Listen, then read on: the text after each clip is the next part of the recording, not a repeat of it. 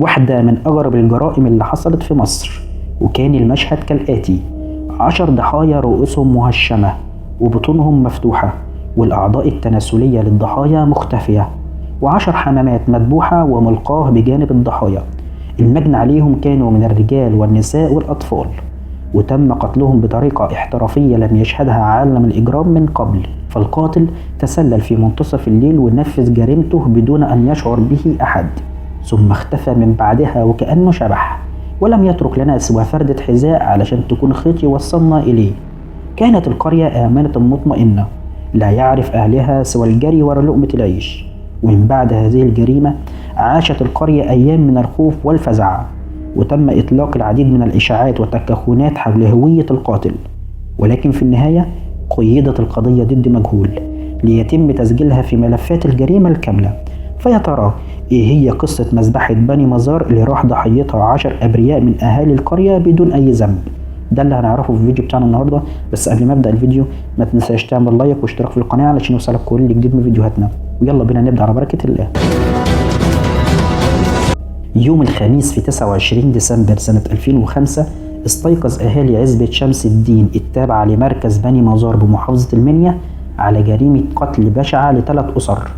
القريه اللي حصلت فيها الجريمه كانت زي كتير من قرى مصر الهادئه المطمئنه، والكل هناك يعرف بعضه، ومعظمهم بتربط بينهم صلة قرابة. فالأسر ال3 ما كانش فيها عداوة بينهم وبين أي حد، وتم استبعاد الدوافع التقليدية المنتشرة في الصعيد زي الطار أو النزاع على الأراضي أو جرائم السرقة أو جرائم الشرف أو حتى العنف الطائفي. وخلونا الأول نعرف تفاصيل الجريمة.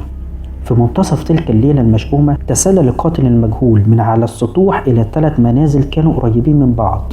فالمنزل الأول تم قتل فيه كل من رب الأسرة سيد محمد عودة وزوجته صباح عبد الوهاب وأبنائهم ال3 زينب وأحمد وفاطمة، وتم قتلهم كالآتي: بدأ القاتل بتهشيم الرأس أولا، ثم ذبح الرقبة من الأمام وشق البطن من المنتصف، وبتر الأعضاء التناسلية الذكورية والأنثوية، ووضع حمامة مقطوعة الرأس بجانب الجثث. ثم انتقل إلى المنزل الثاني، وكان بيسكنه المحامي طه عبد الحميد محمود ووالدته هند أحمد حسن، وتم قتلهم أيضا بنفس الطريقة السابقة. ثم انتقل إلى المنزل الثالث واللي كان عايش فيه الأستاذ يحيى أحمد أبو بكر وزوجته نعمات علي محمد وطفلهم محمد الذي لم يبلغ ال2 من عمره، وتم أيضا قتلهم بنفس الطريقة السابقة. ثم اختفى الجاني في جنح الظلام وكأنه فص ملح وداب، لتتفاجأ الشرطة من بعدها إنهم قدام قضية من أغرب وأبشع القضايا في تاريخ مصر. وبعد ما كانت القرية ساكنة وهادئة تحولت إلى سكنات عسكرية لرجال الشرطة والمباحث والقيادات الأمنية للكشف عن ملابسات الحادث. التحريات الأولية كشفت إن المنازل ال3 اللي شهدت الجريمة كلهم في شارع واحد، وإن القاتل نفذ جريمته أثناء نوم الضحايا، وإنه اتنقل على السطوح، وده لأن ما كانش فيه أي آثار للعنف أو علامات كسر للأبواب المنازل، وإن القاتل باغت الضحايا وهشم رؤوسهم بضربة سطور، ومن بعدها قام بتمثيل الجثث بعد قتلهم، ووضع بجوار كل جثة حمامة مقطوعة الرأس، ولم يترك القاتل أي أثر يدلنا على هويته. والغريب في الجريمة إن ما كانش فيه أي آثار للمقاومة من قبل الضحايا. وبسبب تواجد أعداد كبيرة من الأهالي بعد اكتشاف الجريمة كان من الصعب أخذ البصمات، وحاول رجال الشرطة استجواب بعض أهالي الضحايا وسكان القرية للوصول إلى خيط قد يقودهم للجاني. فكان الشاهد الأول هو ابن خالة الأستاذ يحيى أحد ضحايا المجزرة، وقال إن مفيش أي خلاف بين الأستاذ يحيى وبين أي شخص داخل القرية، وإنه شخص مسالم جدا ومحبوب. الشهود أكدوا إن المجني عليهم جميعا من أفضل الناس خلقا، وبتربطهم علاقة طيبة بالجميع، وإن القرية كلها 7000 شخص ومعظمهم يعرفوا بعض بحكم الجيرة. والشهود أكدوا إن مستحيل يكون الدافع وراء ارتكاب الجريمة هي السرقة، لأن المنتشر حاليا هي سرقة المواشي ولا يحدث فيها قتل. وبعد أخذ أقوال الشهود بدأت الشرطة تشعر بأن الجريمة يحوطها الكثير من الغموض، وبدأت الشائعات تجتاح القرية، وخرج كمية إشاعات من الأهالي لا حصر لها.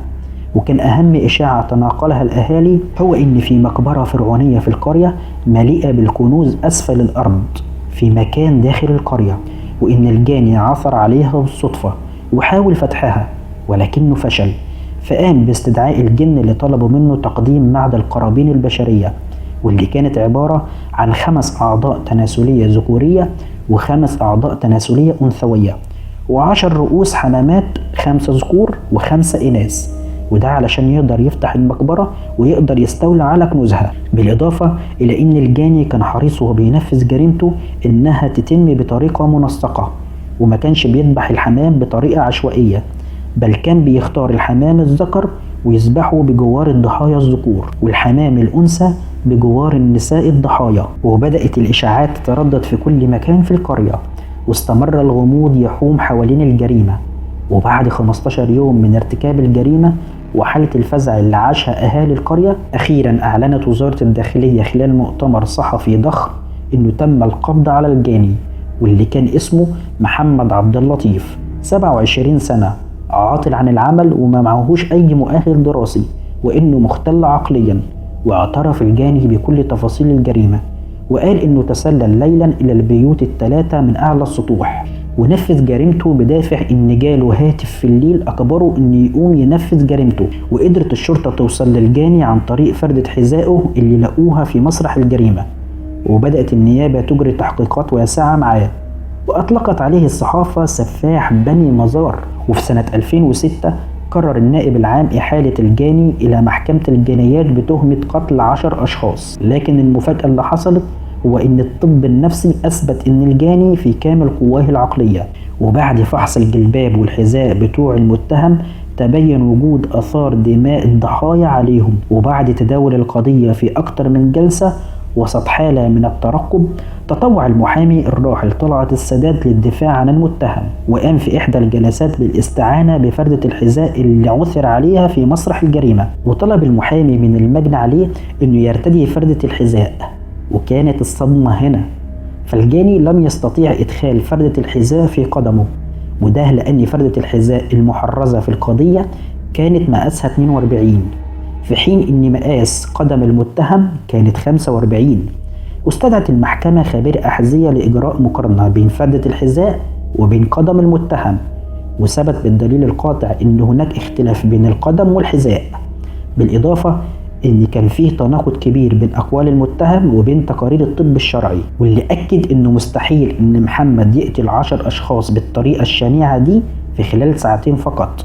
وأوضح الطب الشرعي بعد تشريح الجثث إن اللي قام بعملية شق البطن دون المساس بالأمعاء والأجزاء الداخلية للبطن لابد إنه يكون محترف، بالإضافة إلى إن الطريقة اللي تم بيها قطع الأعضاء التناسلية للضحايا تمت بطريقة طبية محترفة. لتقرر المحكمة بعد تلك التقارير بتبرئة محمد عبد اللطيف من كل التهم المنسوبة إليه، وفي النهاية قيدت القضية ضد مجهول، وتم تصنيفها ضمن أكثر القضايا غموضا في تاريخ مصر. وما زال الجاني إلى وقتنا هذا مجهول، ولا أحد يعلم من هو سفاح بني مزار الحقيقي. وإلى هنا نكون قد وصلنا لنهاية حلقتنا، واللي بتمنى يا رب إنها تكون عجبتكم، وأشوفكم على خير في حلقات كتيرة، والسلام عليكم ورحمة الله وبركاته.